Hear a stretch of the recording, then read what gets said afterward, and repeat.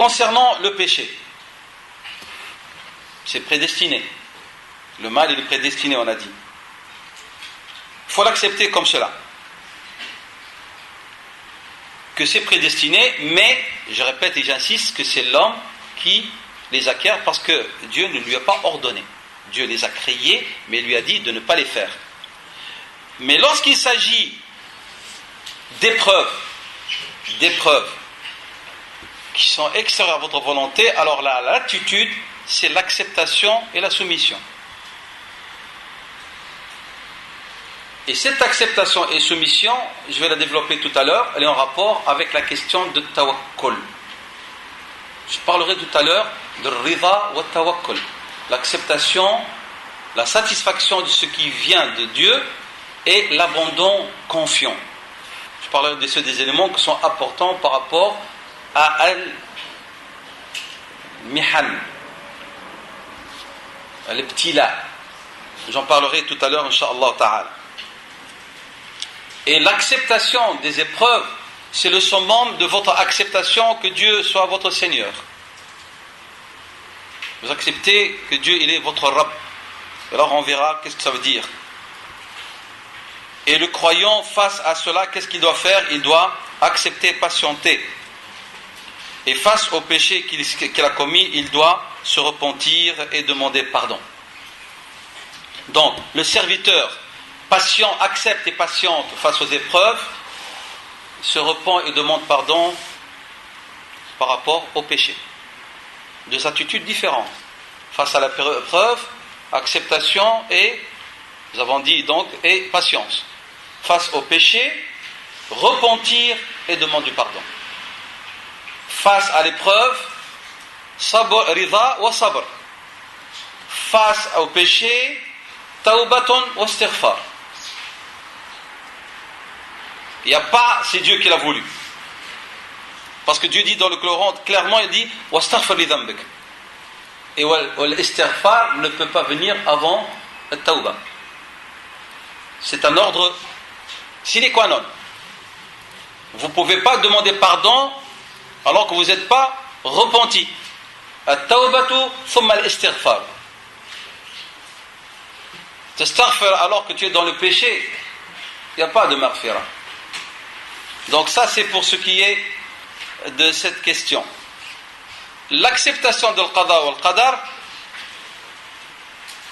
ne peut pas et ne doit pas mettre en cause la prise en considération des asbab, des moyens qui sont mis à la disposition de l'homme.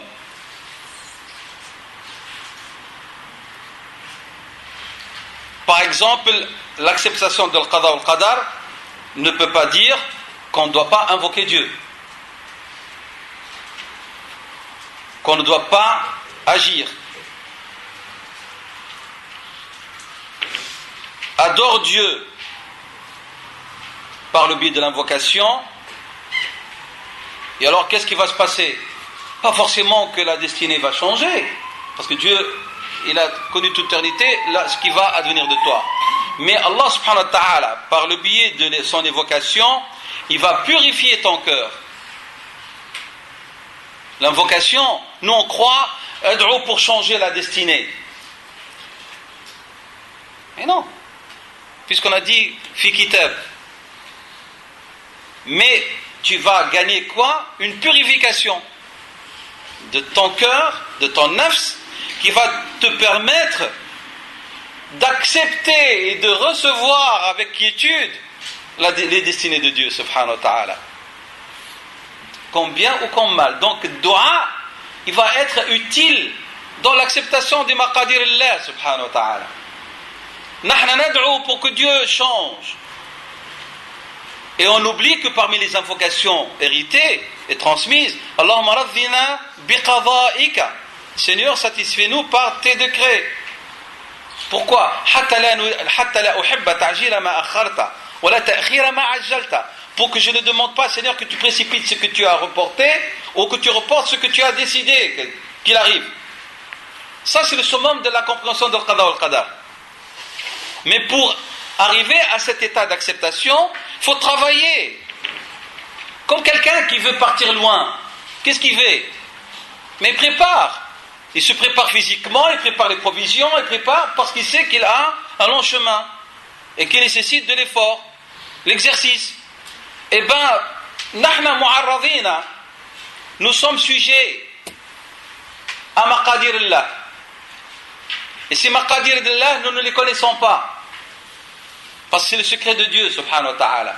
Alors on fait un travail spirituel, parmi les moyens, ad-du'a.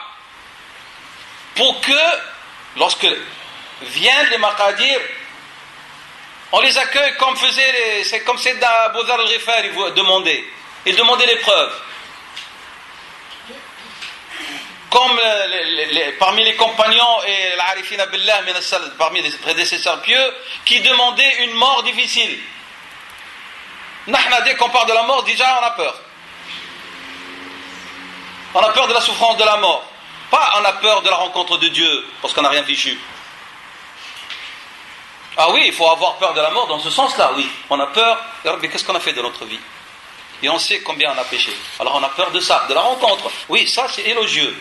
Mais il y a des gens, ils ont peur parce que ça fait mal. C'est triste qu'un croyant ait cette manière de voir. Donc, لكي نكون مستعدين لتقبل مقادير الله وألطاف الله الدعاء. Et c'est pour ça que le prophète a dit الدعاء مخ العبادة. Dua, c'est la moelle épinière de l'adoration, c'est l'essence de l'adoration.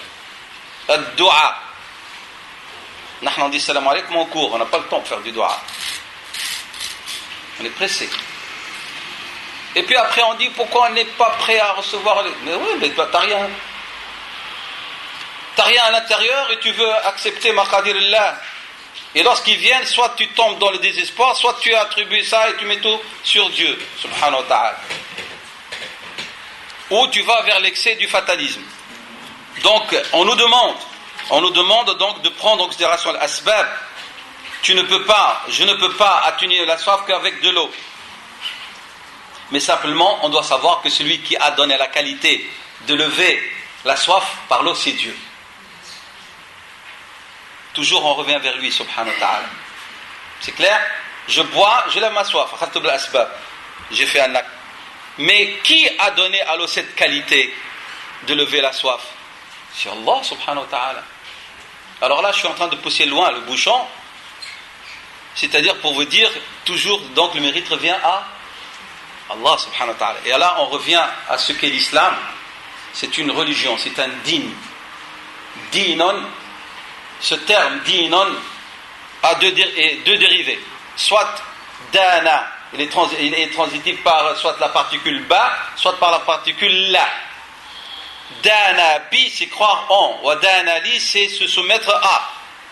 Et l'islam, c'est une croyance en Dieu et soumission à Dieu, subhanahu wa ta'ala. C'est ça le din. Et on doit revenir à ça. C'est ça l'essence de l'islam. Tout l'essence de l'islam, c'est croire en Dieu et se soumettre à Dieu, subhanahu wa ta'ala. Parce que c'est ça qui donne sens à notre existence. Qui donne sens à notre vie. Donc, je m'excuse parce que c'est un chapitre très important, hein. Même si on ne mange pas, c'est pas un problème. Donc, il y a une autre question que nous disons, que nos savants musulmans nous ont appris, on vous la transmet. La maladie ne tue pas. Et que celui qui a été tué, il a été tué, mais c'est son délai. C'est le terme de sa vie. Mais alors pourquoi on punit celui qui tue? Puisqu'il meurt parce que c'est son délai. Al-maytu maqtulun bi ajalihi. Wa al-maradu la yaqtul. Al-marad la yaqtul. Ça c'est une vérité indiscutable dans la théologie musulmane fi aqidatina. Qu'est-ce que ça veut dire? Ça veut dire que le malade et le tué sont morts au terme de leur vie qui leur a été prédestinée par Allah subhanahu wa ta'ala. C'est ce que ça veut dire. Dieu a déterminé les termes de vie de chaque créature. Et ça, c'est quelque chose sur lequel vous ne devez pas avoir de doute ni hasarder.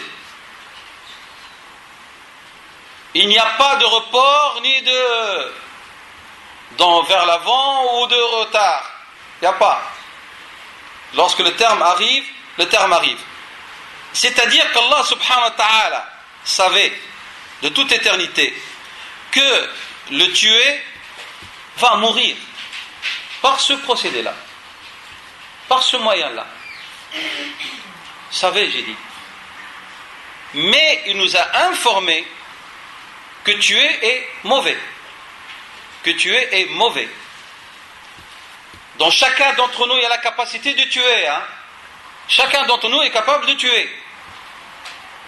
Il ne faut pas croire, non, nous avons la capacité. On a la capacité de tuer. Mais tout le monde ne tue pas. C'est pas parce que c'est génétique. C'est n'importe quoi ça. Oui, le milieu socio-culturel intervient. Mais il y a toujours la responsabilité des hommes. Mais ça veut dire que l'homme, il a choisi cette voie. Et donc c'est pour ça, l'assassin est sanctionné parce qu'il a choisi ce procédé, c'est de tuer quelqu'un. Alors qu'on lui a défendu de le faire. Donc, s'il tue, il est puni, ou il est sanctionné par le dommage, la contrepartie à verser à la famille, parce qu'il est responsable de son acquisition. Donc, al-maut, la mort, est une vérité créée par Allah. Alladhi khalaqa al-mauta wal-hayata, dans Sourate Tabarak al-Mulk. Alladhi khalaqa al-mauta wal-hayata, Sourate la royauté. Dieu a créé la mort, Dieu a créé la vie. Makhlouqani lillahi subhanahu wa ta'ala, ils sont créés par Dieu. Donc, et Allah subhanahu wa ta'ala, donc, il sanctionne celui qui, comme j'ai dit, réalise ce geste par un procédé interdit.